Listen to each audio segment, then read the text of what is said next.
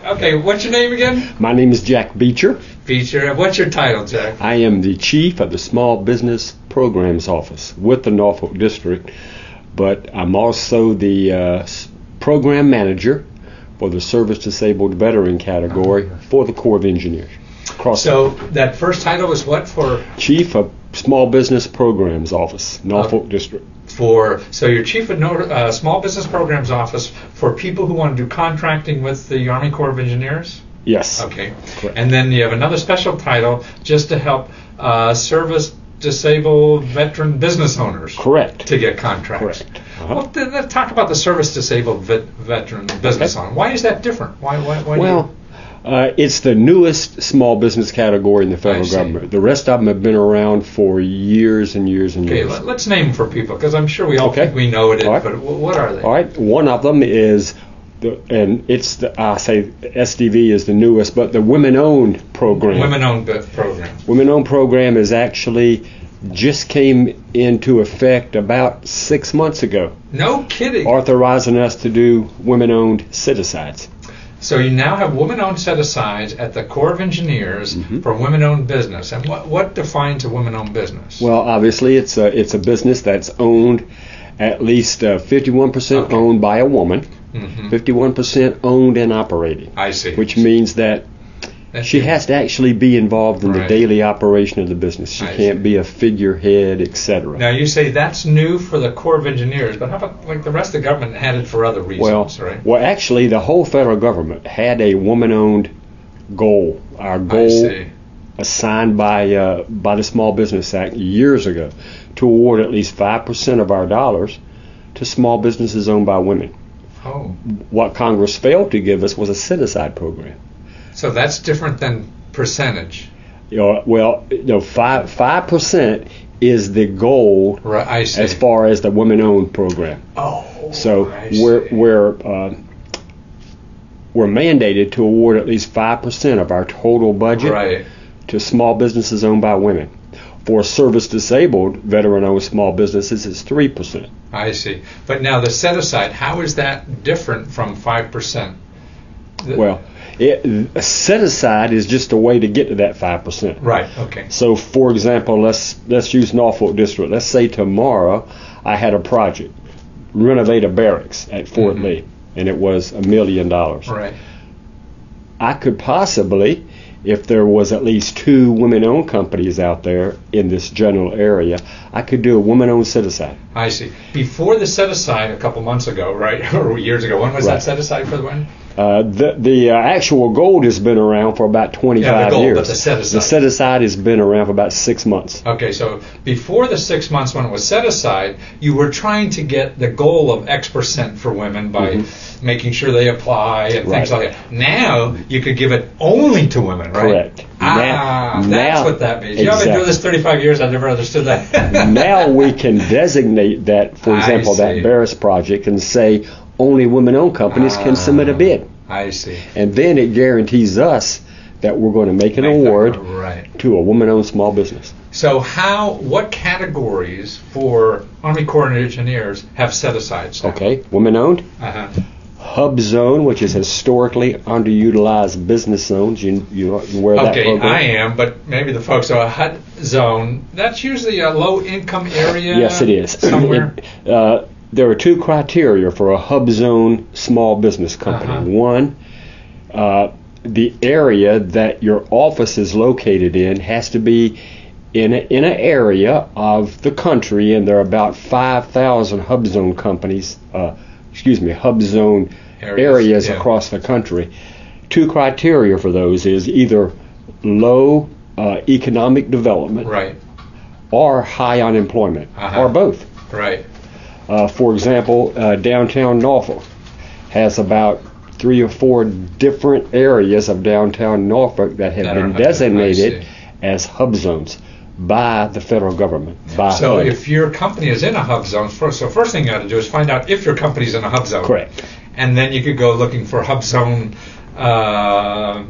not set aside. Yes, it can be hub zone set aside. Okay. Yes. So we got women like that. So you would know if you're a woman company by 51%. A hub zone, you better ask your local library or congressman to find out if you're in a hub Yeah, zone. you could actually go on SBA.gov SBA.gov and find out where the hub zones are in the United States. And again, there are, I think, 5,000 to 7,000 designated hub zone areas all across this country. Okay, so that's women, hub zone, and who else? All right, now you have women, hub zone. You have service-disabled, veteran-owned small businesses. That's the thing that you have a separate hat That's for. the thing that I'm the program manager on. So that's people who are veterans with a service-connected disability that started a business. So Correct. they would know who they are. Correct. Yeah. Then you have a group of businesses called small disadvantaged businesses. Small disadvantages. Correct. Small disadvantage, and those are companies that have gone through the Small Business Administration. Right. Submitted, I guess for lack of a better word, an application, Right. And then gone through an analysis by the SBA to determine their small disadvantaged. And usually what that means, Matthew, is the size of their company, as far as the monies that they're taking in is below a certain dollar threshold, and the owner of the company, certain nationalities may qualify as being disadvantaged. Some of those, for example, are Americans, Asian Pacific Americans, African American, or Native American, African Americans, Hispanic Americans. Some of those nationalities are automatically determined to be disadvantaged. But the SBA takes it a step further. They're going to look at income as well. So they look at income if you're one of those nationalities? Correct. How about if you're not? Then you shouldn't bother If you're not, you probably won't even qualify. I see. Okay. So that's an income, the business income. I remember at one time it was like $750,000 or something like that. Well, it depends, Matthew. It depends on what line of business you're in. For example, if you're in construction, if you're a construction contractor, your average annual gross revenue, as far as business money's coming into your business, yes, averaged out over the last 3 fiscal years, has to be below, I think it's $30 million. Oh, I see. Okay. Which is a pretty good sum. Absolutely, give me that. Exactly. but for a construction company, the SBA makes that determination. I see. They say that companies under 30 million are considered to be small businesses. I see. Right. Now. If you were, one of those categories and say, well, how do I get, to get that holy water, that sprinkle? It's going to a local, like, small business development center or something like that, or do I have to hire some hotshot consultant? You do not have to hire anyone. There are organizations like, for example, the PTAC, Procurement Technical Assistance Centers. They'll help a small business get properly certified. Right. Or there are small businesses office all across this country. You mean small business procurement offices, or what? The SBA, SBA, the Small Business Administration. They have offices. Okay. You can walk into the Small Business Administration office, tell them that you own a company, and you want to know whether or not you're qualified in any of the small business categories. So not those four, but other small business categories? Well, you could be just a small business, for example, and not be hub zone, not be woman owned, not be service disabled, but just small. And there are programs we can do. For example, we being the Norfolk District, we could do just a regular small business set aside. Okay, now, so in other words, besides these four areas, there's another general small business. Small business. Doesn't matter what color or disability you have. Or doesn't matter about race, creed, or color. Anything. And, obviously. That's just the maximum income. Doesn't matter about military service. You could have been a non-veteran. Yeah. And there are still small business programs that we can do set-asides on. And I guess that's the biggest pot, isn't it? It is. It is. Yeah. All the others, the hub zone, women-owned, service disabled, they're all small. You have to be. You have to be a small business in order to meet these criteria. But then they have the SBA has further breakdowns of the big small business umbrella to hub zone, service disabled. All those fall under the what we call the subcategories. Small business. Small business. Now, is veterans one? Veterans is one as well. Now, the big difference with just being a veteran small business is the federal government, except for the VA, doesn't have a veterans set-aside program. Oh, so VA is the only one that has a veteran set-aside? The veterans, so just these 4 are set-asides generally. Yeah, those 4 plus the big small business umbrella, every federal agency has those goals. But there's no veteran set-aside. But there's no veteran set-aside except for the VA. Wow. Is that a political thing? Or? I think it's, I think Congress, when Congress first wrote the law back in 1999 to help businesses owned by veterans and service-disabled veterans, they said, let's do a set-aside program, first of all, for the service-disabled veteran-owned companies, men and women who were injured while in uniform. Then later on, and again, I'm just thinking this, Matthew, I'm not sure if it was the case, but I'm thinking Congress thinks maybe later on we'll do the veterans set-aside program, but let's have a test of it first. Let's see how the VA does. Gotcha. And so they gave VA some unique authorities. So if you're a veteran-owned business, the only set-aside, the only unique difference is from being just a general small business is within the Veterans Administration contracts. Correct. Right. Yeah, you can actually, and I've seen some just recently out of the VA that were for veteran-owned small businesses. I see. Okay. Otherwise, all the other ones you would just fall under the small business. Correct. What do you think are the myths that people have in their head, or business people have in their heads out there about getting involved in this kind of stuff? I think one of the big myths is that the federal government is hard to work for. I see. As a supplier, right? As a supplier or a vendor, and therefore I'm not even going to go after it because it's just too difficult. And I think that is a myth. Matter of fact, what I found with some of the service-disabled veteran-owned companies that have come to see me is once they get their foot in the door and they understand the process, then it can be a good business approach. Exactly. And I tell people the one reason I think that is the federal government usually has money to spend. They gotta do it. And we're going to pay you. There are only people left with it. For a while anyway. For the most part, if you do a good quality job and you submit an invoice, we're going to pay you within 2 weeks. I think it's either 2 weeks to 30 days. Wow. So the money's good, but you have to do quality work. That's one of the things that I have that I tell small businesses. If you don't do quality work, you're probably not going to get a second opportunity.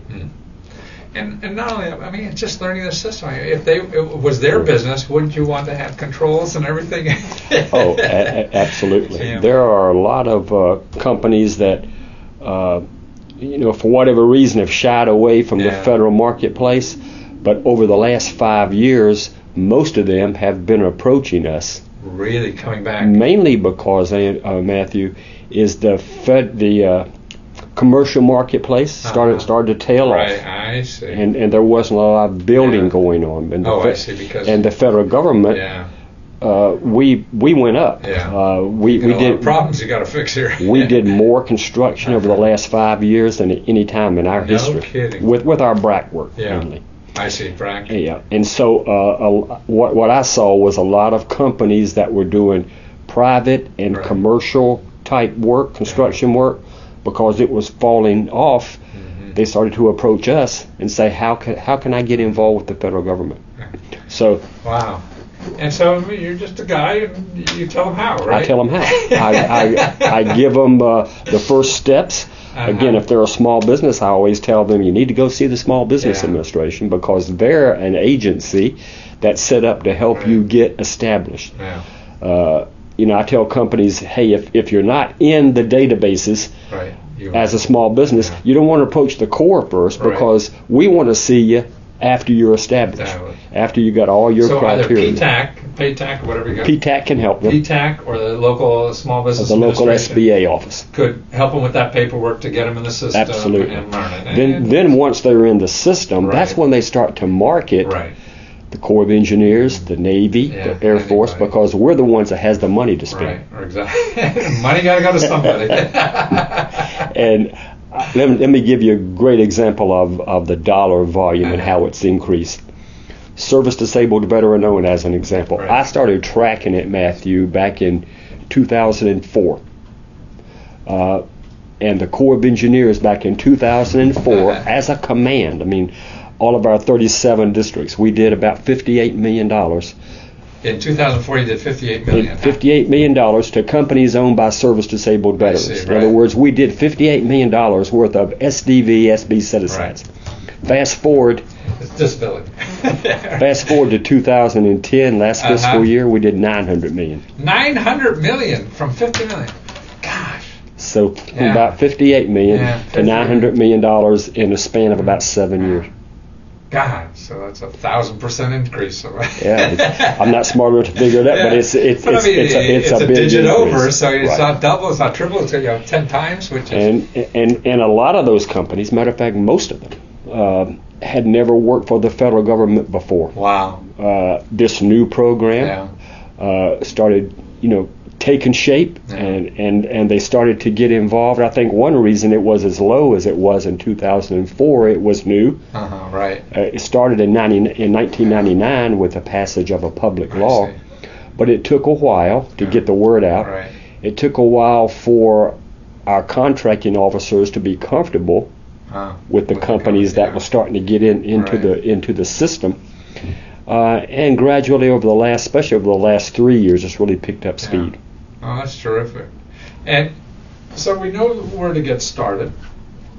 And then it seemed to me that it's learning a system like anything else, but it's sort of like, man, it's like going elephant hunting. Man, when you start figuring out the system and bag one of those, you keep getting it. Everybody wants to get a grant. I said, don't fool with a grant. Get a contract, because once you learn that, it's unlimited almost. And when companies do good work for us, whether they're small or large, usually the customers out there, the people at Fort Lee, they like them, and they want to try to get them back in. And it's hard to train a new company. Exactly.